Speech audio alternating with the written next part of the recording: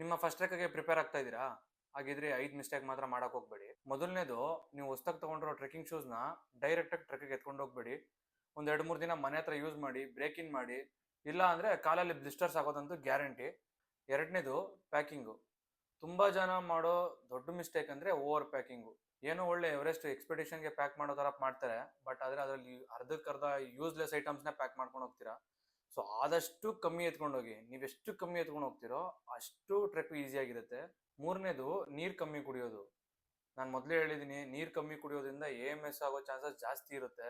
ನೀವು ಸ್ನೋ ಟ್ರೆಕ್ಸ್ಗಳು ಮಾಡ್ಬೇಕಾದ್ರೇನು ಅಷ್ಟೇ, ಚಳಿಗೆ ಜಾಸ್ತಿ ನೀರ್ ಕುಡಿಬೇಕು ಅನ್ಸಲ್ಲ. ಬಟ್ ಆದ್ರೂ ಪರವಾಗಿಲ್ಲ, ನೀವು ಸ್ವಲ್ಪ ಸ್ವಲ್ಪ ಟೈಮಿಗೆ ಒಂದೊಂದೇ ಸಿಪ್ ಕುಡಿಯೋದು ತುಂಬಾ ಒಳ್ಳೇದು. ನಿಮ್ ಬಾಡಿನ ಹೈಡ್ರೇಟ್ ಆಗಿ ಇಟ್ಟಿರುತ್ತೆ. ನಾಲ್ಕನೇದು, ಬೇಗ ಸ್ಟಾರ್ಟ್ ಮಾಡಿ ಬೇಗ ಸುಸ್ತಾಗಿ ಹೋಗ್ತಾರೆ. ನಾನು ಹೇಳೋದೇನಂದ್ರೆ, ಸ್ಟಡಿಯಾಗಿ ಒಂದು ಪೇಸ್ ಮೇಂಟೈನ್ ಮಾಡ್ಕೊಂಡು ಟ್ರೆಕ್ ಮಾಡೋದ್ರಿಂದ ಬೇಗ ಎಕ್ಸಾಸ್ಟ್ ಆಗಲ್ಲ, ಸುಸ್ತಾಗಲ್ಲ, ಆರಾಮಾಗಿ ಟ್ರೆಕ್ ಮಾಡ್ಬೋದು. ಐದನೇದು, ಫಿಟ್ನೆಸ್ಸು. ಲಾಸ್ಟ್ ಮೂಮೆಂಟ್ ಅಲ್ಲಿ ನಿಮ್ ಕಾನ್ಫಿಡೆನ್ಸ್ ಯೂಸ್ ಆಗಲ್ಲ, ನಿಮ್ ಫಿಟ್ನೆಸ್ ಯೂಸ್ ಆಗುತ್ತೆ. ನೀವೇನಾದ್ರೂ ಲಾಂಗ್ ಟ್ರೆಕ್ಸ್ ಹೋಗ್ತಾ ಇದ್ರೆ ಸ್ವಲ್ಪ ದಿನ ಮುಂಚೆನೆ ಲೈಟ್ ಆಗಿ ಒಂದ್ ಸ್ವಲ್ಪ ಸ್ಟೇರ್ಸ್ ಕ್ಲೈಂಬಿಂಗು, ಕಾರ್ಡಿಯೋ ಮಾಡೋದು ತುಂಬಾ ಒಳ್ಳೇದು. ನಿಮ್ ಟ್ರೆಕ್ ಅಲ್ಲಿ ತುಂಬಾ ಸಪೋರ್ಟ್ ಮಾಡುತ್ತೆ, ತುಂಬಾ ಹೆಲ್ಪ್ ಆಗುತ್ತೆ.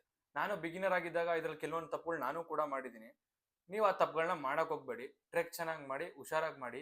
ಮತ್ತೆ ಹೇಳ್ತಿದೀನಿ, ಪ್ಲಾಸ್ಟಿಕ್ ಮಾತ್ರ ಬಿಸಾಕ್ಬೇಡಿ. ಎತ್ಕೊಂಡು ಹೋಗಿದ್ದೀನ ವಾಪಸ್ ಎತ್ಕೊಬನ್ನಿ.